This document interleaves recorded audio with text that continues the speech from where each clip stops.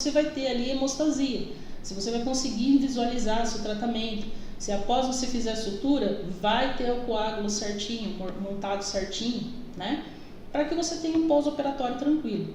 Esse aqui ele é fundamental para você saber se o paciente vai ter um pós-operatório tranquilo. Como que funciona? Eles vão medir parâmetros que tem a ver com o processo de coagulação. Então, o tempo de protrombina é o tempo da atividade de protrombina, TAP, e seus derivados, índices, né, normalizados. Eu gosto muito de olhar o RNI. Eu acho que o RNI ele é bem específico. E ele é muito legal também quando, por exemplo, o paciente faz uso de AS, por exemplo, o paciente com problema cardíaco que faz uso de AS. O que acontece nessa situação? Não adianta você ir lá no hemograma e ver a quantidade de plaquetas, e nem aqui no coagulograma, porque provavelmente o paciente vai estar com a quantidade de plaquetas normais. O que acontece é que o AS inutiliza boa parte dessas plaquetas, elas ficam inúteis, elas não conseguem aglutinar o sangue, né? E aí você não consegue fazer os coágulos. Ou são aqueles coágulos que se formam e se soltam, se desprendem do alvéolo. Por quê? Porque eles não conseguem fazer a rede de fibrina, fazer a formação do coágulo de forma correta. Então, quais são os índices que você precisa ver para saber se a coagulação do paciente, apesar de ele estar tomando medicação, você consegue fazer o procedimento com tranquilidade? O RNI. Normalmente eu olho o RNI, a gente já vai ver como que avalia esses parâmetros. Então aqui só para lembrar, né, relembrar é de ver. Então você tem um tecido tem uma lesão no tecido, as plaquetas começam a se aglomerar, forma-se a tromboplastina, através do cálcio você tem a formação da protrombina em trombina, é liberada vitamina K do fígado também. Por isso que não adianta você ir pro hospital tomar vitamina K se o paciente toma S. Porque não tem a ver com essa formação de protrombina para trombina. Tem a ver aqui em cima, que a plaqueta não consegue aglutinar, entendeu? Então, assim, o ideal é saber primeiro, antes de fazer o procedimento. A gente vê sempre o RNI, né, que é a TAP normalizada. Qual que era o problema da TAP? Cada laboratório fazia de um jeito. Então, eles criaram o índice, né, que é o RNI, que é normatizado em todos os lugares. O RNI normal, gente, ou seja, uma pessoa que tem a coagulação tranquila, normal, é 1, tá? Quando a pessoa tem o RNI maior, é ação anticoagulante, ou seja, o paciente toma algum anticoagulante e a ação desse anticoagulante é 3 vezes maior, tá? Então, a média de quem toma anticoagulante é 2, 3, até 4 vezes.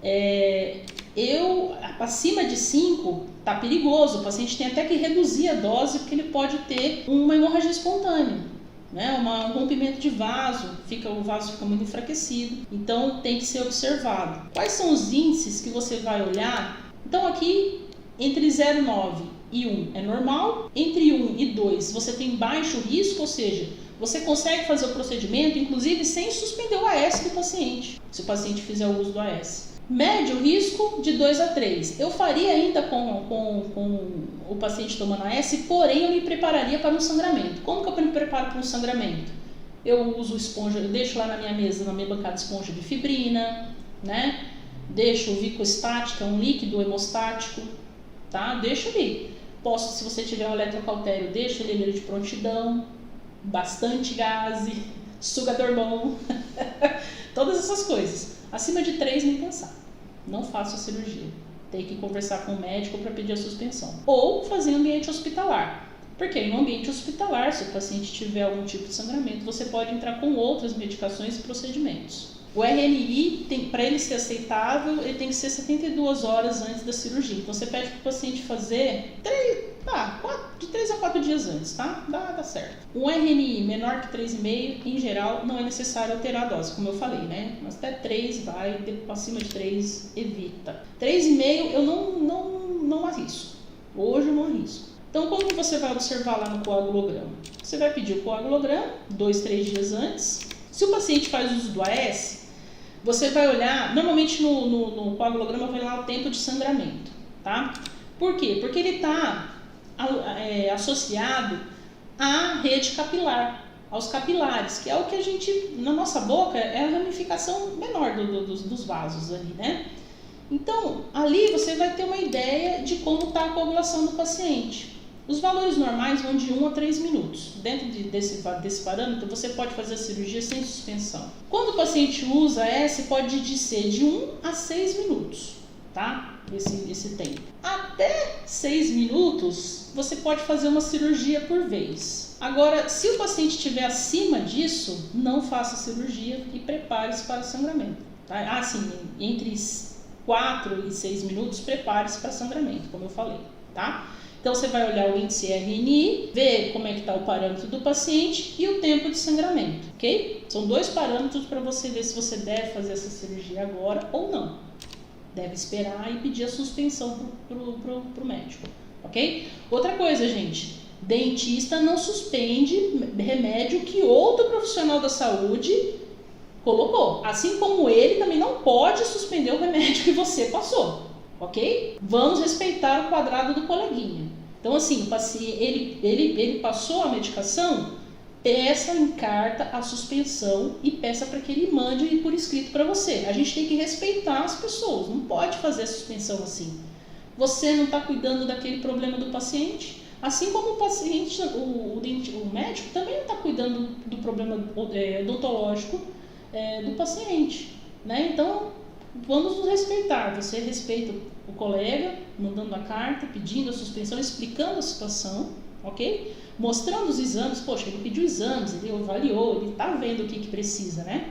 E aí o colega prontamente vai tentar te atender da melhor forma, ok? A varfarina, gente, ela age diferente, ela age naquela região lá da vitamina K.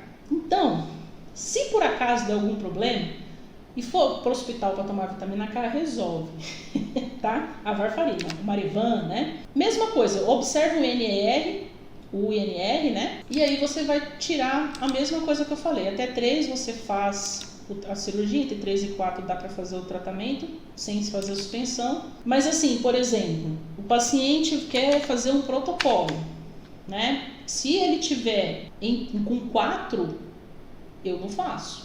Pede a suspensão, se tiver 2,5, ok, dá para fazer. Mas avisa o paciente que ele pode ter sangramento, né? Quem avisa, amigo é. Acima de 5, nem pensar, nada, nem raspagem supragengival, porque vai sangrar para caramba. Manda o paciente no médico, fazer o controle, né?